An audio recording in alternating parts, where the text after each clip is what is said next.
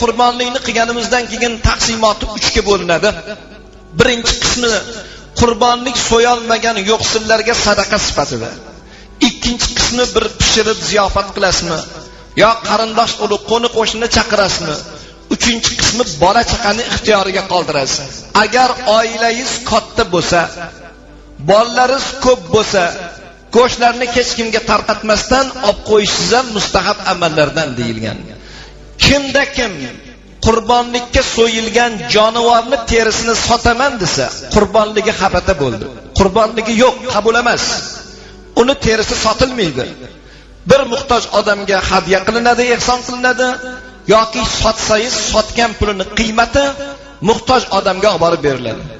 Qurbonlikni so'yadigan qassobga pichoq haqli go'sht olib rozi bo'lgin demaysiz. Kalla pochchasini bermaysiz. Yo bo'lmasam terisini bermaysiz. Boshqa bir narsa bilan ko'ynini olasiz. Agar muhtoj odam bo'lsa qassob el qatori go'shtdan berib rozi qilishlik joiz deyiladi. Lekin qolgan paytda mana shu pichoq haqqi sifatida qurbonlikni go'shtini olgin degan gap gapirilmaydi. Endi qurbonlikni so'yishlikning hukmi, agar egasini o'zi qo'li bilan qurbonlikni so'ysa savob.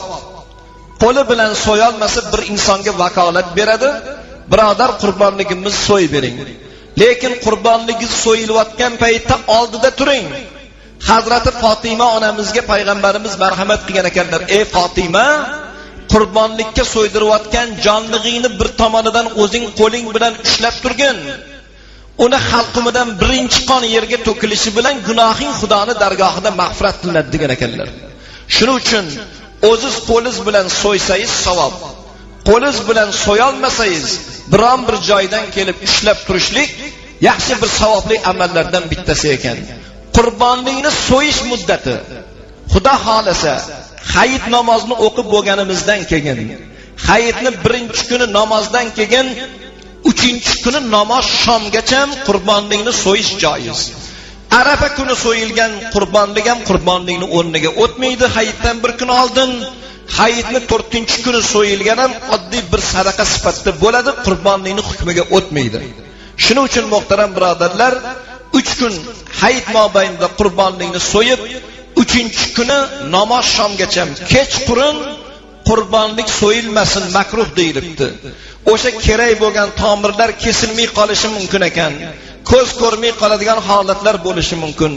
Agar imkon bo'lsa, terisini oilaga bir ishlatib g'alvir qilib qo'yishmi, xonadonga keraklik, ro'zg'orga keraklik bo'lgan bir asbob sifatida ishlatish mumkinligi, lekin uni sotmasdan biron bir odamga ehson qilishlik mahbub bo'lgan amallardan bittasi ekan. Qurbonlikni so'yadigan qassoblarimizni diqqatiga, bu Alloh uchun bo'layotgan ehson bo'lganligi uchun tahoratda bo'linglar. Tahoratda bo'lganinglardan keyin niyat qilinadiki, palonchini o'g'li palonchini qurbonligini dargohingga qabul etgin. Alloh seni yo'lingda so'yilayotgan bu jonliqni degan niyat bilan, ya'ni qurbonlik tuyadan boshqa jonivorlarni qiblaga qaratilgan holatda chap tomonni usti bilan yerga yotqizib so'yishdan oldin takbir etiladi. Allohu akbar, Allohu akbar, la ilaha illalloh vallohu akbar, Allohu akbar va lillahil hamd. Takbir etilgandan keyin bismillahi Allohu akbar deb pichoqni tortishlik. Bismillahni to'liq etmasangiz ham bismillah, subhanalloh, alhamdulillah lafzi bilan pichoq tortilsa ham maqsadga muvofiq deyiladi. Yana bir narsa, qurbonlikdan tashqari bo'lgan paytlarda ham men har qurbonlik arafasida ta'kidlaganman, qassoblarimiz eshitsin. Qo'y Alloh yaratgan mahluqlardan bo'lganligi uchun sizu biz qurbon bo'lardik, shuni jannatdan chiqarmaganda. Shu qurbonlikka so'yayotgan paytda oyog'ini boylab qo'yib, ko'zini oldida pichoq qayrab turmaylar. Hazrati Umar bir qassob qo'yni oyog'ini boylab pichoq qayrab turgan paytda qamchin bilan urgan ekanlar. So'ymasdan oldin so'yib bo'lding-ku. O'zingni bir tasavvur qilgin, shu jonlikni o'rnida oyog'ingni boylab ko'zingni oldida pichoq qayrasa qaysi holatda bo'larding? Buni ham tanasida joni bor-ku degan ekanlar.